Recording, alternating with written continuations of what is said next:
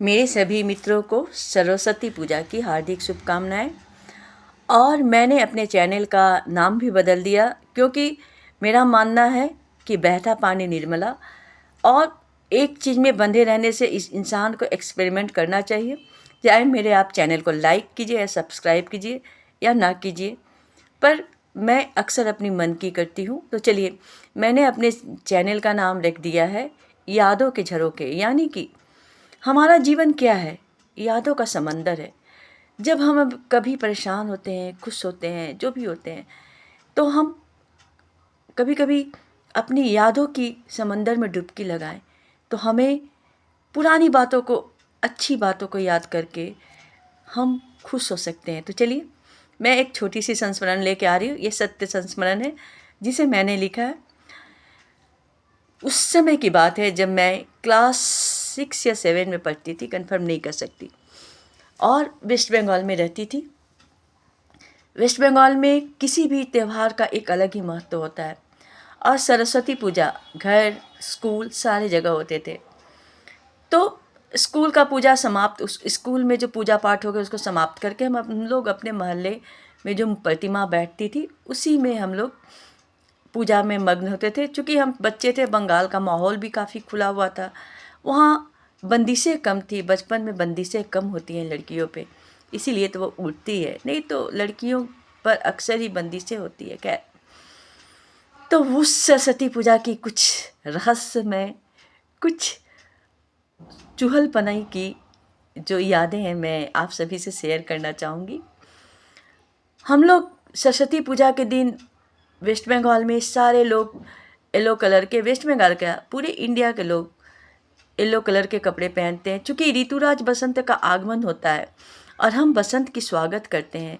माँ शारदे विद्या की देवी हैं, इसलिए आराधना करते हैं कि वो हमें विवेक दे, बुद्धि दे और आगे बढ़ने का मार्ग को प्रशस्त करे। खैर, ये तो हो गई मेच्योरिटी वाली बातें। अब मैं बचपना वाली बातें की ओर ले जाती हूँ। अक्सर हमारे मोहल्ले के बच्चे किसी भी महिला के घर में अगर कोई फूल तोड़ने जाएं या किसी भी चीज़ को, कभी आम मांगने जाएं, कॉलोनी की बात थी, रेलवे कॉलोनी की, तो ना कोई कोई ना इतनी चिढ़ती थी ना कि लगता था कि उनको क्या कर दें। एक दिन हम लोगों ने सरस्वती पूजा के समय, रात के समय पंडाल में हम लोग सब बैठे थे, और हम सभी मित्रों और सखी और मित्रों ने मिलकर एक प्लान बनाया। हम लोगों ने एक प्लान बनाया कि अगरबत्ती, चूँकि बिजली गुल हो गई थी, तो हम लोगों ने सोचा क्यों ना अगरबत्ती लेके हाथ में लेके या मोमबत्ती लेके किसी का दरवाज़ा खटखटाएंगे। अंधेरी रात है, लोग डर जाएगा।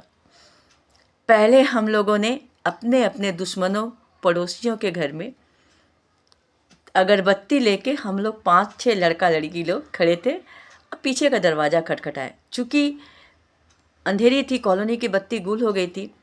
जिन्होंने दरवाज़ा खुला बंगाल कर दिया था, ओ भूत आचे, भूत आचे, भूत आचे। अब हम लोग की शरारत के कीड़े और कुलबुलाने लगे। लगा कि अब तो और डराया जाए। और क्या किए, एकदम सुनसान जगह पे मोमबत्ती जला के हम लोग 5-6 मित्र पुरानी मूवी के गाना गाने लगे, कहीं दीप जले कहीं दिल। और वहाँ पर कुछ लोग आ रहे थे, बस बाबा रे की अच्छे भूत अच्छे बाबा, सब मतलब कि ये कहीं यहाँ भूत तो नहीं है, कोई नज़र तो नहीं आ रहा है। लोग डर के भाग गए। अब हम लोग की शैतानी शक्ति और अधिक जागृत हो गई, बचपने की। उस दिन हम लोग की शायद वो ऐसी शैतानी शक्ति थी, उसके बाद हमने जीवन में शैतानी करना ही छोड़ दिया। हम सभी बच्चे सफ़ेद चादर ओढ़कर और सड़क के बीचों बीच मोमबत्ती नहीं, अगरबत्ती जलाकर एक लाइन में खड़े हो गए। चादर ओढ़ के खड़े थे सब और एक लाइन में खड़े हो गए। रोड एकदम अंधेरा सन्नाटा। और क्या हुआ कि दूर से जो लोग आ रहे थे उन लोग के मन में भय हो गया, क्योंकि रात के 10 बज रहे थे। तो देखिए, सफ़ेद और चादर, ऊपर से ये अगरबत्ती जल रही है।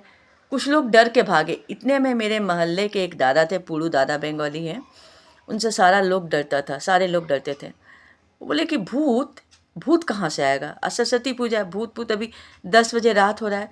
और वो पीछे से जाकर हम लोग को बोले रुको देखते हैं, बच्चा लोग का बदमाशी है। और वो हम लोग के पीछे से जाकर क्या किए, उन्होंने हम लोग को चादर खींच दी। चादर खींचना था कि हम लोग की पोल खुल गई, और पोल खुलने का मतलब है कि मम्मी पापा को सारी बातें पता चल गई। वो तो याद ही रह गया, सरस्वती पूजा धुलाई हुई मम्मी से अलग और मोहल्ला के भैया लोग से भी डांट खाए। तो इसी संस्मरण के साथ मैं कहना चाहूँगी कि मन के बच्चे को कभी मरने मत दे, मन में हमेशा बचपन को जागृत रखे, मन के बसंत को भी नहीं मरने दे। इसी के साथ मैं संजू शरण विदा लेती हूँ। जय हिंद, जय भारत।